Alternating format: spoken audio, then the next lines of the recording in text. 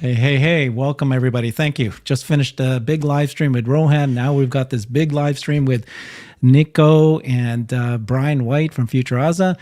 We're going to talk about some new information that we just learned about RoboTaxi. We've got quite a bit here to share.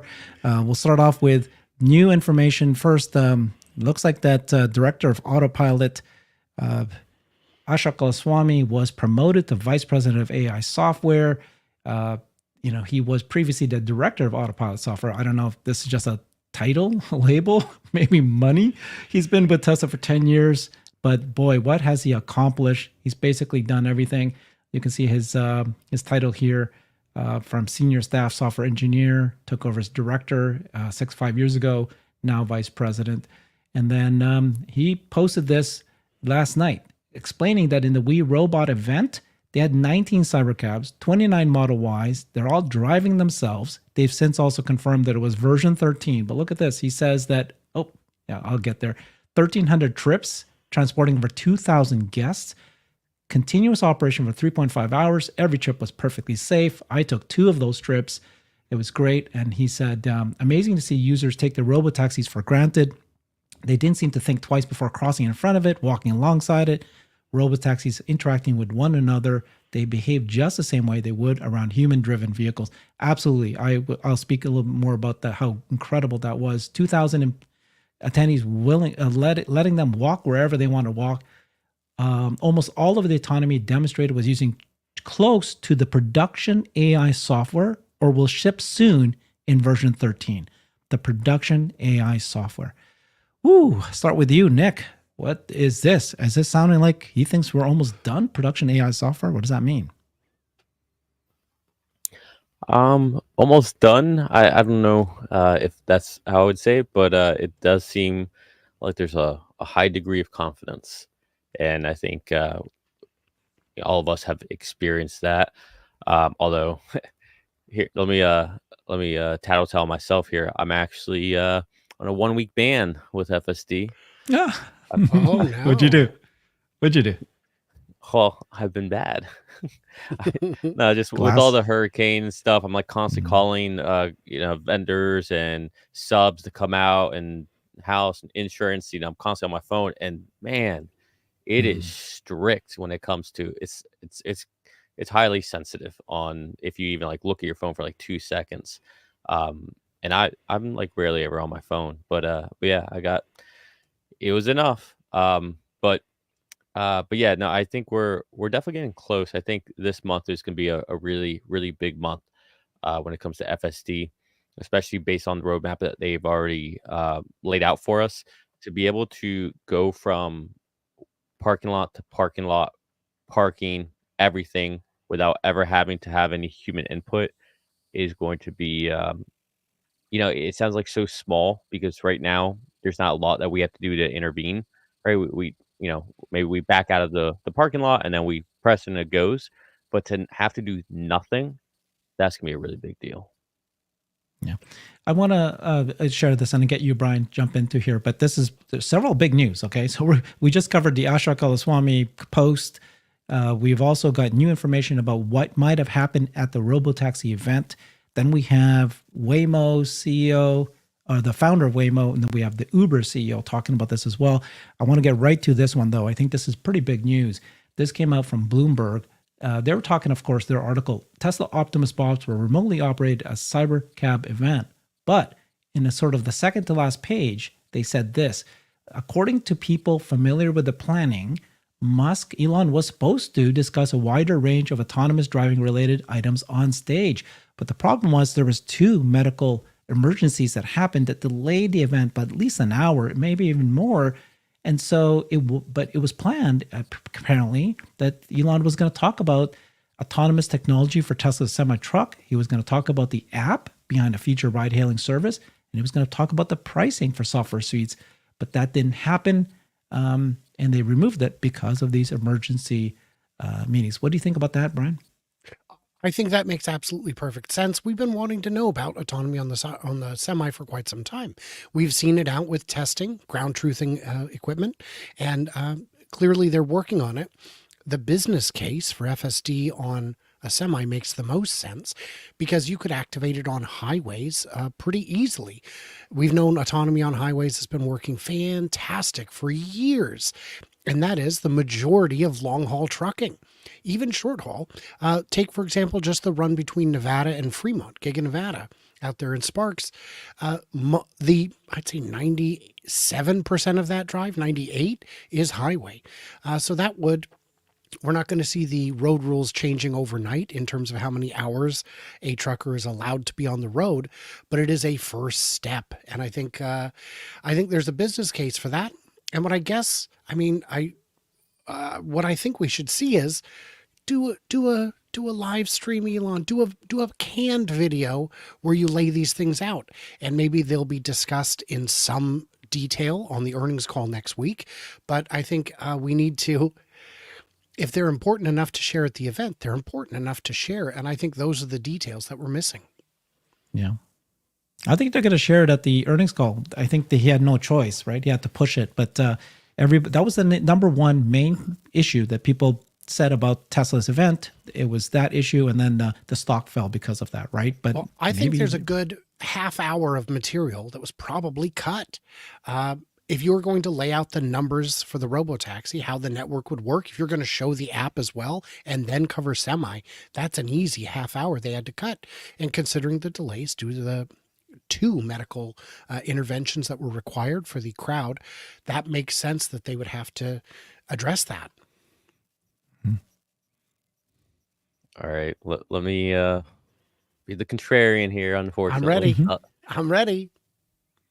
I don't really believe what Bloomberg is saying. It almost feels like they're just trying to protect previous things that they had reported that would be discussed that weren't, and it kind of feels like they're covering their own ass. I think if Elon wants to talk about it, it takes 2 seconds to talk about the app. Like, we've seen the app, will get deployed. You just call, whatever. You could have just played a commercial in the background, just like they did with the charging of the vehicle. Semi, we're working on semi. Like, that doesn't take a lot to say. Like, you could literally have just glossed over it the way you glossed over everything else. Like, if you were to tell me that, okay, he was going to go in more depth into each one of those topics, but he just gave a high level overview of everything, okay, that maybe makes sense. But he did a high level overview of everything, but he didn't want to give a high level overview of these 2 things for some reason, of the app. Like, it's just, I don't know. It smells funny to me. And I think, I was talking to Randy last night.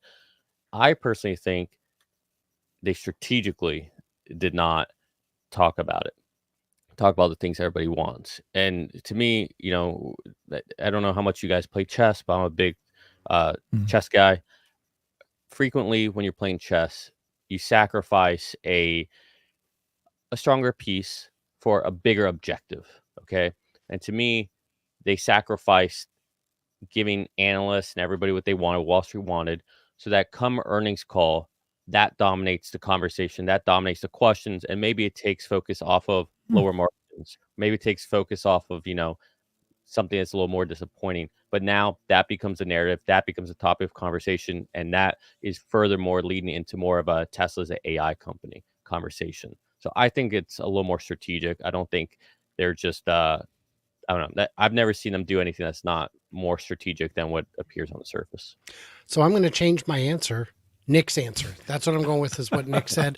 Because no, you're right. You could have just shown 2 slides and said, we were going to cover this some more, but it'll be forthcoming. I agree entirely. Okay. But those are things we wanted to see. It feels like those were the most important things, and I don't think you'd cut them. I don't think you would choose to cut them. I agree. Well, I agree with you now, Nick, as well.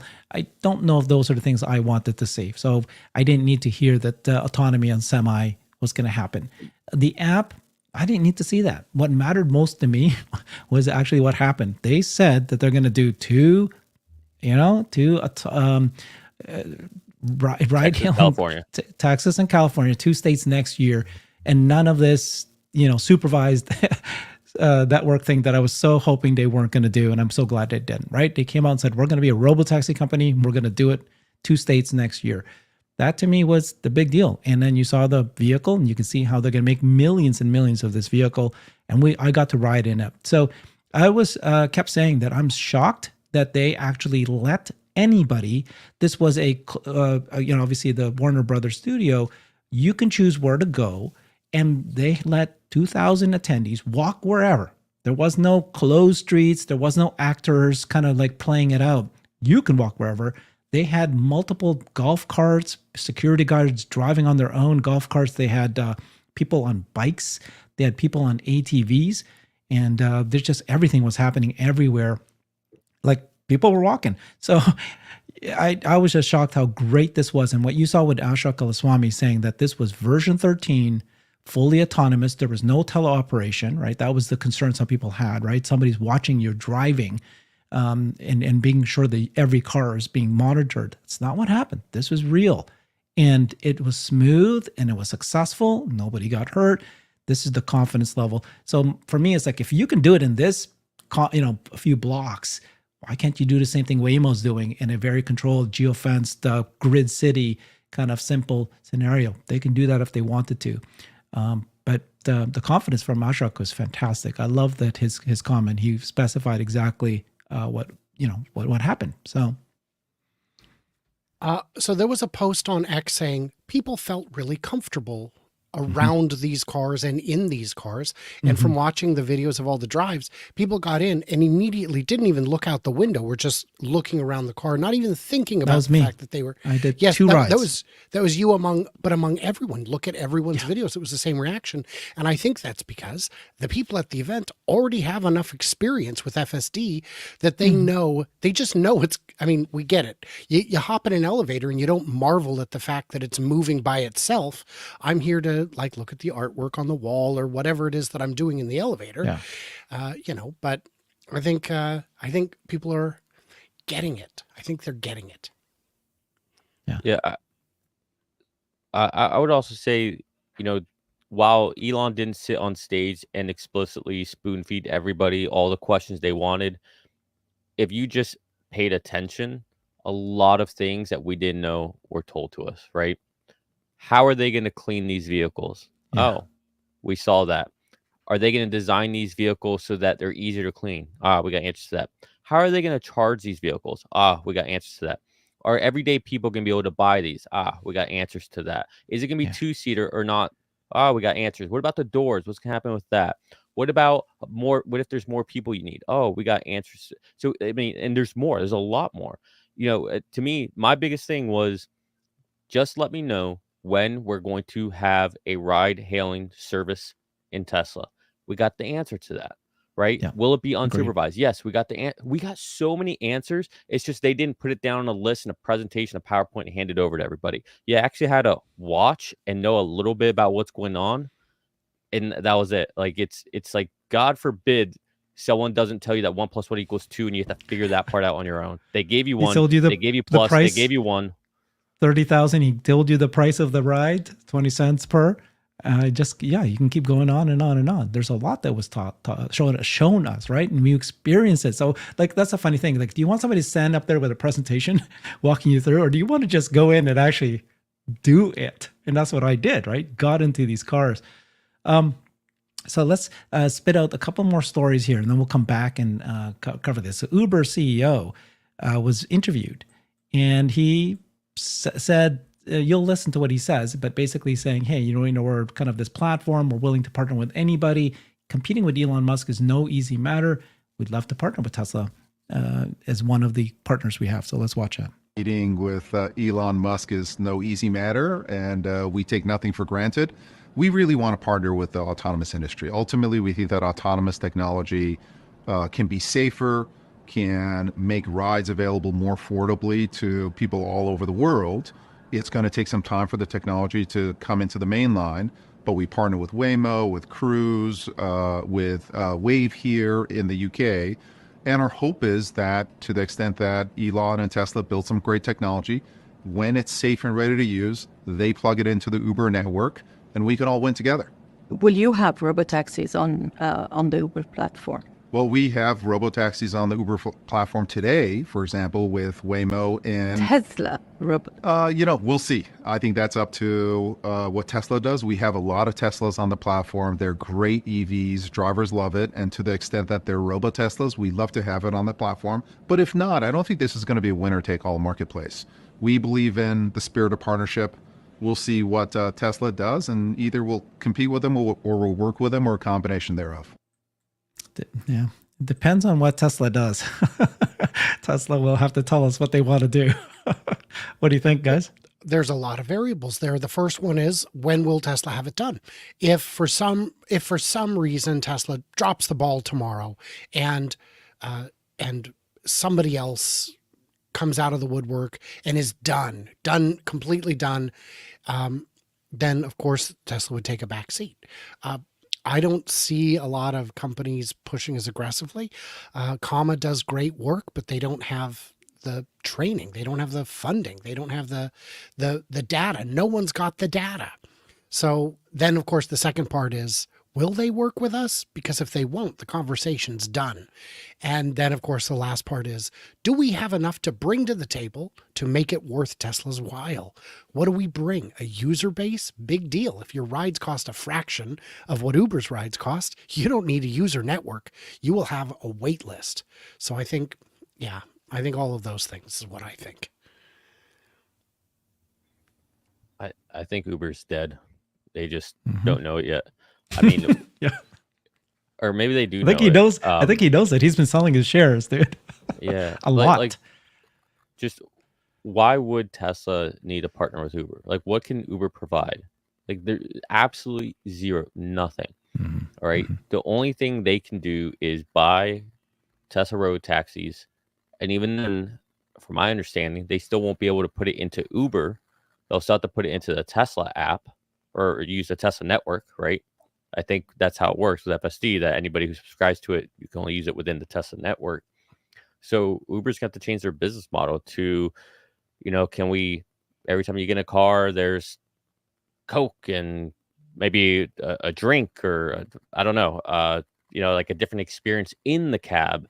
Like, other than that, like, I don't know what you offer. Maybe they become like a gas station within an Uber, where you can buy all the little things, but I don't know. Where's the advantage of having an Uber? I don't see it. The advantage I see for Tesla would be, it would allow them the capital to expand more quickly. I don't know. We don't know what year this will happen or how much cash on hand Tesla will have, but I don't imagine they have enough cash on hand to keep all taxis in-house. I think they will still want to sell them. And if they could sell them to Uber instead of not being able to build them at all, it would be to their advantage. So the only thing I could see Uber bringing to the table is cash. But my point in that is, whenever you buy a Tesla robotaxi, it still is going to have to operate within the Tesla network. So what's the point of Uber?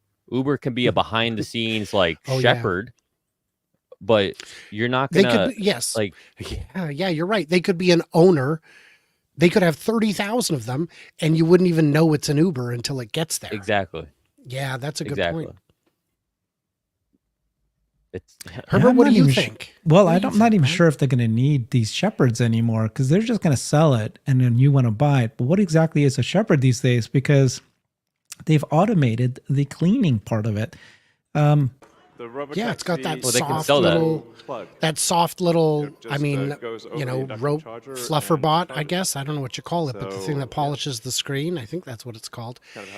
Hold on. Yeah. Something we're also doing is, and it's really high time you we could did sell that this, machine too. Let's listen to him. Yeah. So the RoboTaxi has no plug. Oh, sorry. He keeps talking about, he was talking about the wireless charging instead. Right. But, and that's not a revolutionary robot. That's just a normal industrial, like a $25,000, $30,000 arm that you can put any kind of attachment on. But if they've got depots where these are already outfitted, you can see how it could vacuum. It could use AI vision to determine where it needs to vacuum, get the whole car cleaned out in a minute flat, I would say, maybe two. And yeah, very efficient, very effective. So I happened to be, while I was at the event and I was there for an hour and a half, I happened to be standing there. The person behind me was a Tesla employee, and he talked to me and he said, I was responsible for the patent on that cleaning, because he said you and Jeff did a show, really liked that show that you guys did covering that patent. And then he said that he said a few things, like, for example, we may not even need to use the UV lights. But that told me in a conversation with him is that this is real. This is not fake. And then when it came up on the screen and we're all looking at it, it's like, yep, this is his thing that he did. This is real. He's proud of it. It's launched. And part of the patent was that you would go and say, okay, I've owned my own car. I want to send it to the network. You press the button. It first might go to a Tesla service center, get cleaned, then go and pick up people. Then it gets cleaned and then comes back to you when you need it to go back to you at that time. So what exactly do you maybe not need these shepherds anymore? I don't know. I'm obviously, people might to buy it and it offers a service, but I don't know how much more you'll do. Maybe take it to the service center. Maybe you have to, just keep a wire out. But the cleaning part was the big thing that everybody thought that they would do. And it may be that this is only reserved for the RoboTaxis. Maybe it's not reserved for all cars. I don't know, right? So we'll see how this turns out. But it's real. That thing we saw is real.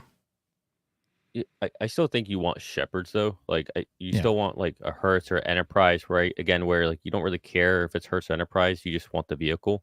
But you still, I mean, you're right about the cleaning. Sure, you can have this robotic arm that goes in there, and the way I envision it, it's like a car wash, except before you get into the car wash part of it, you go through this part first, and then the car just keeps rolling forward. But that's another thing you can sell, right? And then you can sell the maintenance for that robotic arm. And then, right, so it's just even more things that they can sell. But you don't want Tesla to have a monopoly, right? You want to be able to be like, yeah, go for it. Come on in. And you don't want Tesla to have to take ownership of all these vehicles, right? Imagine just the human capital that they'd have to have at scale, how many more people they have to hire. Not worth it. I just want the subscription. Yeah. Brian and I watched a video of a researcher, Chris Cunningham, I think his name was, and he was saying that the problem with Uber is like right now they're very profitable. They have great cash flow. But if they decide to buy these cars, that completely just kind of changes their business model. They run out of cash quickly trying to buy assets, very expensive assets, which they don't have today. So I'm not sure that Hertz probably could, because that's what they do. That's part of their business model. I'm not sure Uber can make that transition, right? So, and I think his name was Connor Cunningham. That's the thing is, what are Uber's assets? They don't own vehicles. They don't have drivers on staff. They have digital assets basically, and I guess that's helpful. But it's not like you own anything. And to which I would add, how are they still in business? Because they've been losing money for so many years. No. What do you mean? Their business is growing. It's growing, but for years, for the longest time, they were negative cash flow. And I don't understand how a company that doesn't buy cars and doesn't hire employees and only gets a percentage when there is a percentage to get, bleeds so much cash from the eyes. But then again, I'm not the biggest fan of Uber as a company. As a service, I don't mind it a bit, but as a company, I see nothing but red flags. Another story here is this came out as well just yesterday. So Anthony Levandowski, who is considered to be the godfather of driverless cars, he was one of the founders of Waymo before it was founded by Waymo. He co-founded that. And he says that Tesla has a huge advantage in data. He says, I'd rather be in a Tesla's shoes than in Waymo's shoes. And if you kind of read more about what he's talking about, he says it here. Yeah, I would say that Tesla has examples of maybe 10,000 or maybe 1 million times more data than Waymo does in terms of all other scenarios of driving. Of course, this guy has a checkered past. He left Google for Uber in 2016. Google sued him because he stole intellectual property that would help Uber. He was fired by Uber and later sentenced to 18 months in prison, but then he got a presidential pardon from Donald Trump. So, can you trust what he says? But at the end of the day, this is the founder of autonomous driving telling you Tesla has a major advantage, but yet people don't want to listen to him. Nope. No. What do you guys think about that? Well, yeah, I think take his words with a grain of salt. Look at what he's saying. You can check for yourself who's got more data and by how much, and it's not even close. It's not even in the ballpark. Tesla's data advantage is insurmountable at this point. Also worth mentioning, guys, there is an after show from this that is linked directly from the show. So when the show ends, it goes straight into that. I wanted to ask you, Herbert, real quick, what time should I schedule that for since we started a little bit late? Should I bump No, that exactly at 1 o'clock. 1 o'clock? That will start directly from here. And I will answer the questions in the chats if you got questions. If he's got questions. If you got some. So lots of developments about autonomous vehicles, about ride hailing, about the competitors. You got Waymo, you got Uber, you got our own, demo. So we are expecting, aren't we, this month, version 13, and unpark. What is it, Nick? Tell me. Unpark, park, and reverse. Within FSD. Mm-hmm. Yeah, for FSD. So what are you thinking about version 13? It sounds like that's what we actually were driving at the event. And so it sounds like that's probably going to go out. Elements of it, I think, is what's been said. Elements of FSD 13 were there. I don't think that was the final 13, is what I've read, or at least pieced together. But it's exciting. I mean, just seeing like Dirty Tesla, for example, and his wife and their comments on the current build they're driving. What is it, 5.6 right now? Even hearing Chuck Cook.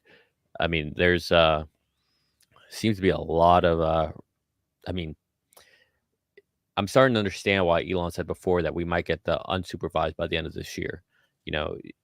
Just hearing the feedback and seeing what we're seeing. Now, I will say there is still, and I'm not on those versions right now, there are still things that need to be solved. For example, we have not addressed emergency vehicles. We haven't addressed buses yet. We haven't addressed, for example, none of the stoplights were working here, right? So you had all these city personnel put up temporary stop signs at every traffic light because, well, there were no traffic lights. And during the day, FSD stopped for all of them perfectly. At night, FSD was missing them, right? So I was constantly having to intervene. It would see the stop sign, and it would not respect it as a stop sign. It would display it on the visual. So at least 15 times, Tesla got a a note from me. There it is again, passing the obvious stop sign. I got more sassy as they happened. I think it makes sense that version 13 would come out this month. 13 being the spookiest number, October being the spookiest month. Oh. I love that. I missed that completely. And I'm a Halloween baby, so I love that. It's not going to happen. We are the family that over decorates for the neighborhood. We're in the part of town where we get 600 to 900 trick-or-treaters every year. Wow. And we take it very seriously. This is our holiday. And then, of course, we leave the 12-foot zombie up for the next 6 months and just keep changing his outfit. People love it. One person hates it. They left an anonymous letter. That's fine.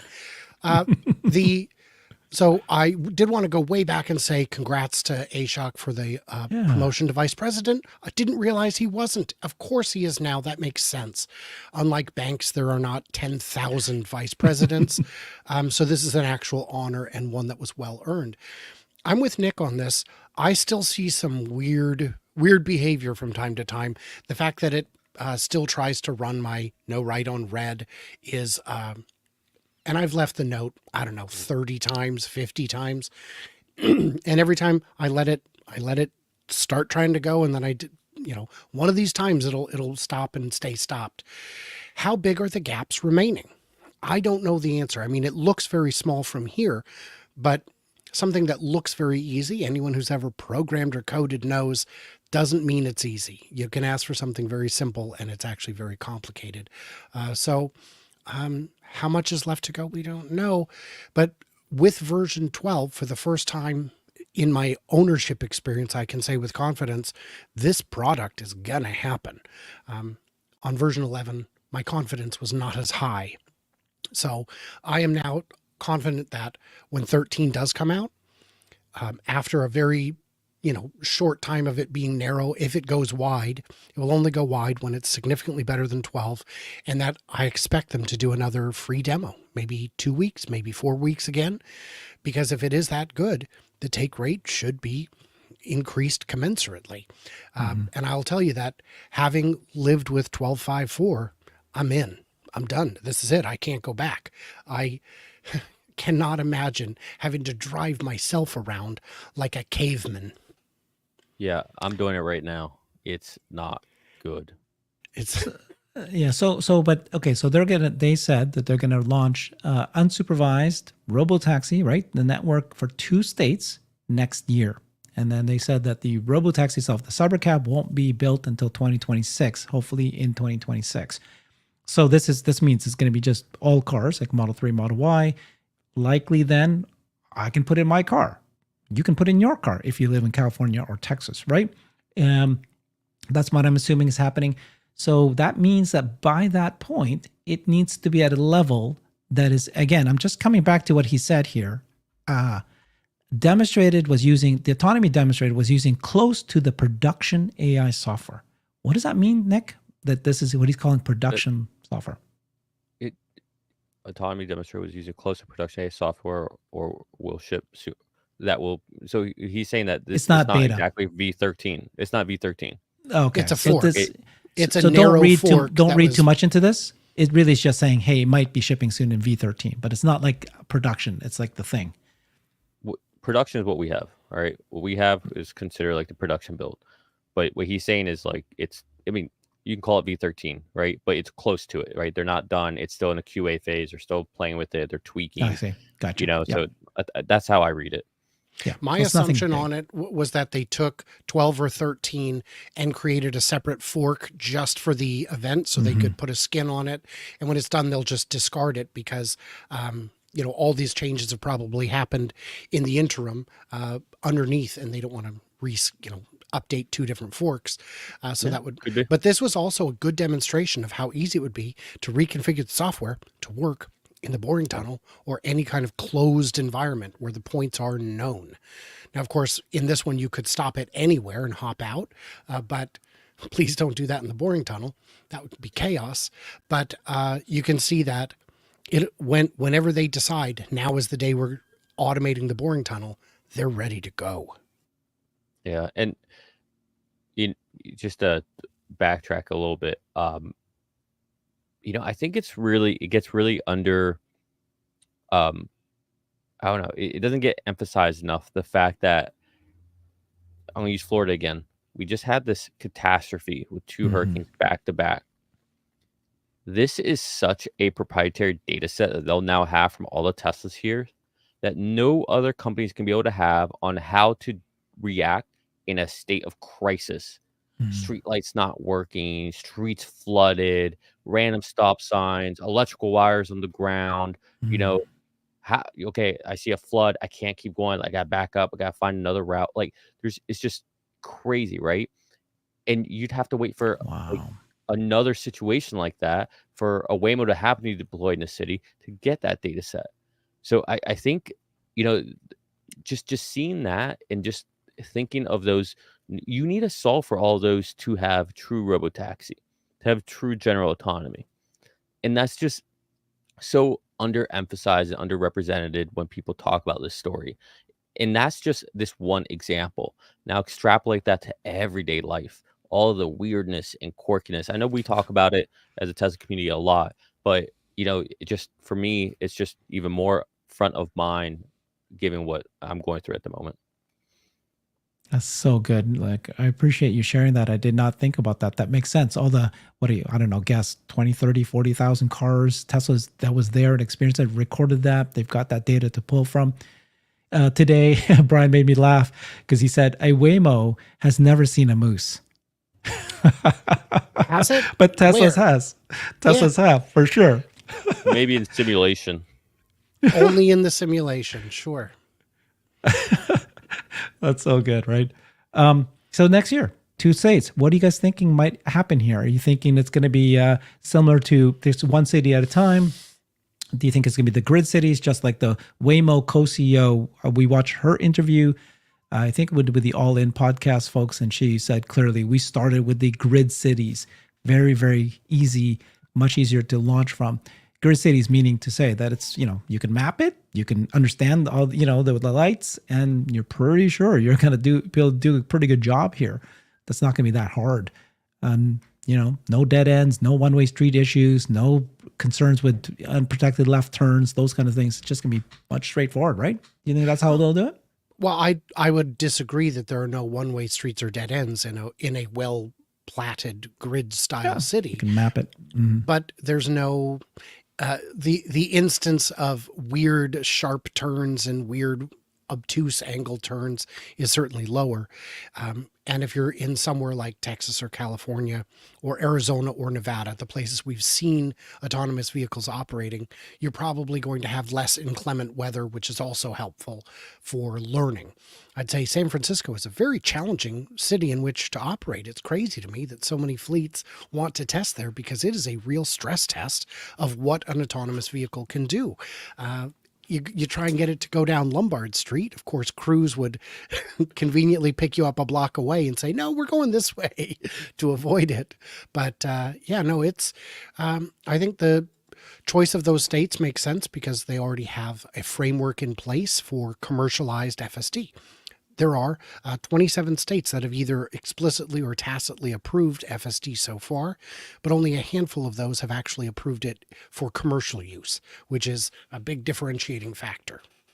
Could they just launch it in the entire state versus city by city?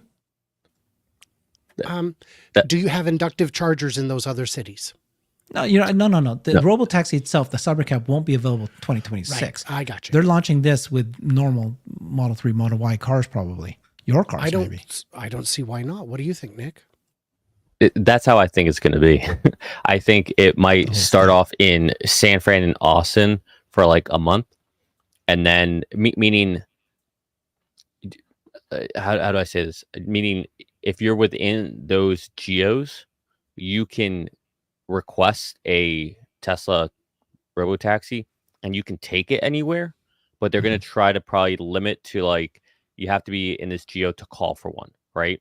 And then you, Herbert, if you're putting yours in, say San Fran, and you want to put yours in, you can limit the boundaries, right? Like, hey, I don't want this going down to San Diego, right? But if you don't say that, if you just say, hey, it can go anywhere, all right, go down there if you want. Or you could say wherever, or maybe there's like limits, like based on how much battery charge I have, it can only go to a certain point of distance to where it has enough juice to come back to me. Right. So I don't think there'll be restrictions. And your car does that. I've had times when I put in a destination that is out in the middle of nowhere and it says, you may not have enough juice to do the round trip.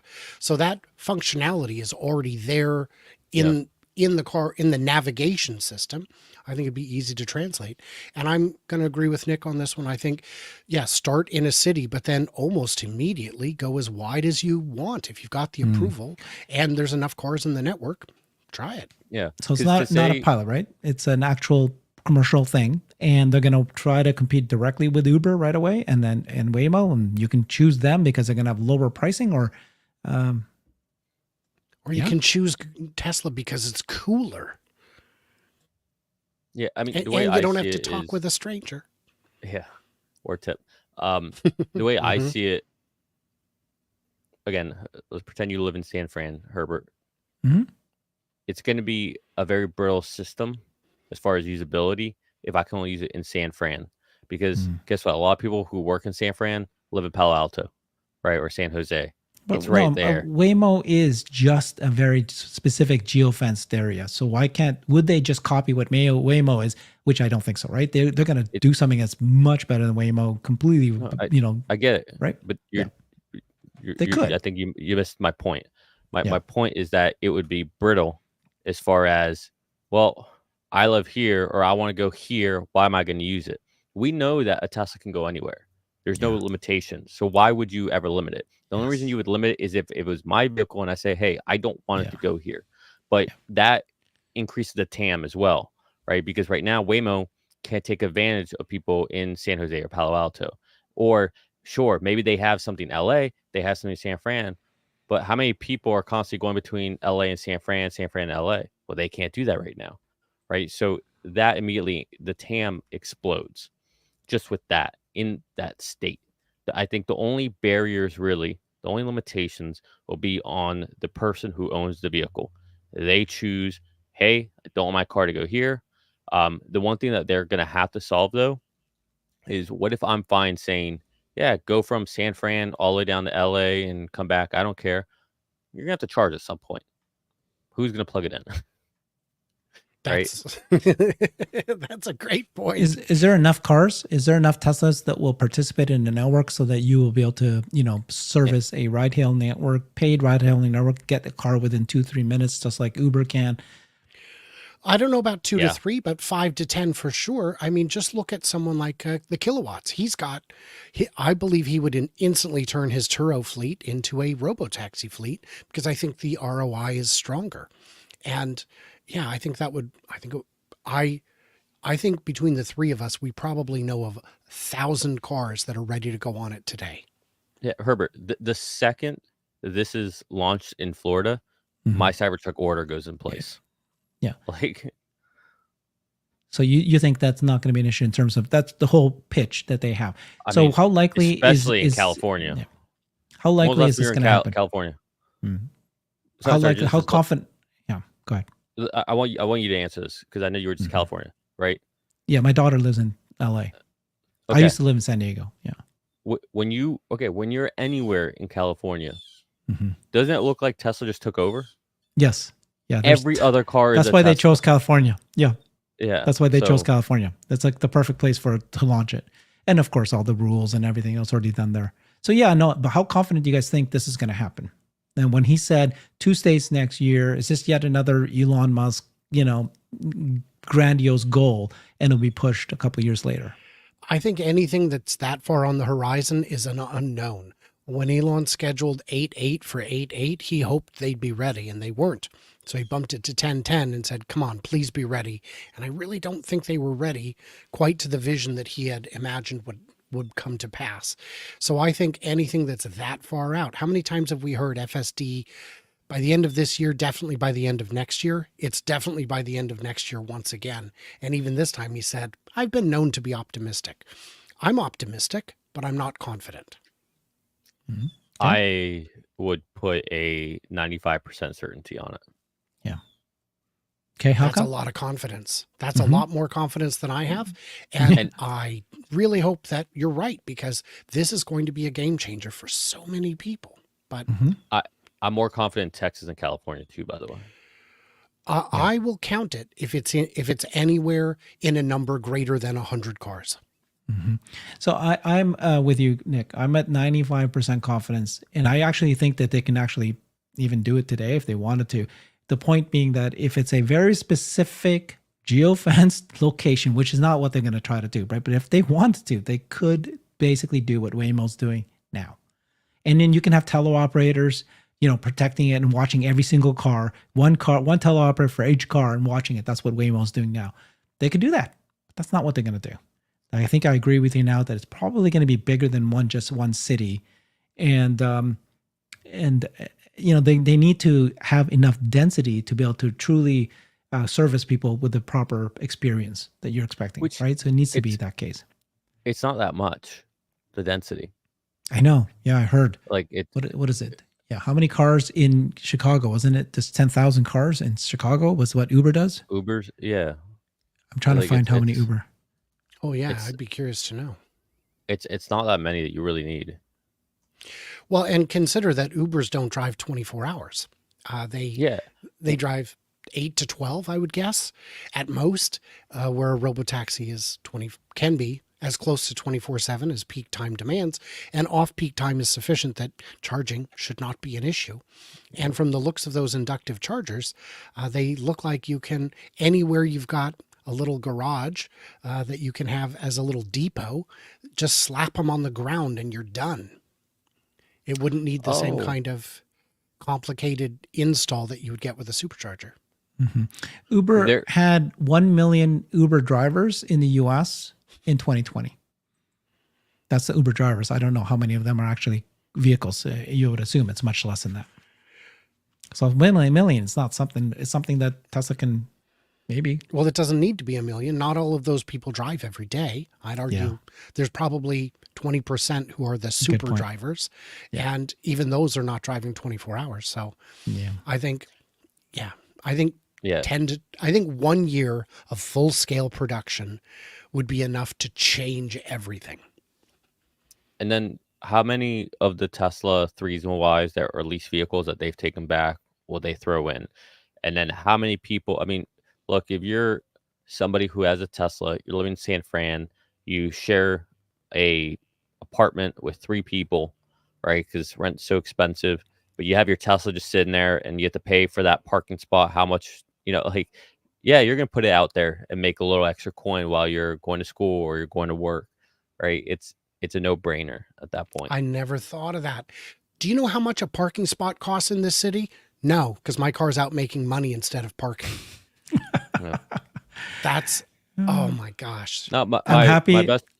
My best friend is intellectual property attorney, highest paid attorneys there are. All right. Lived in San Fran, worked for very large, very big law firm, right? Still had to split a place in San Fran with 2 other people. All right. That's what I'm talking about. If he's in that situation, imagine everybody else. Yeah, everybody else in that. Yep. Wow. Okay. Well, that was great. So let's maybe we had Ashok Alaswamy become a vice president. He reported that there was 19 cybercabs, 29 Model Ys driving themselves, 1,300 trips, transporting over 2,000 guests. And then Alex said that that I can't remember his name right. Alex, not Voigt, but Alex. Yeah, he said that there was about 40% of them were single passenger, and 60% were two people. But I didn't see that. When I was there from 9 o'clock to 11 o'clock, it was so busy. Everyone was trying to get into Cybercab, 2 people at a time. I didn't see anybody do one. Could have been that some people took the one on the Model Ys because they didn't want. No, a lot of people didn't want to do the Model Ys. They wanted to try out the Cybercabs. But anyways, the point being that the vast majority of people would, even in a conference like this, prefer to drive on their own. So, but very successful. Yeah.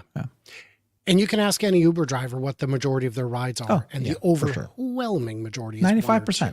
It's 1 and 2. That's what that's what Franz von Halsen told me when I asked them, why did you go with a 2-seater? Standard answer. Yeah. Awesome. Okay, so thank you very much. We do this every Wednesday. Right away, stay on the stream. You're gonna get sent right to another stream here with Brian, and he's gonna go ahead and answer a lot of the questions and do a live show. Thanks, everybody. Bye-bye.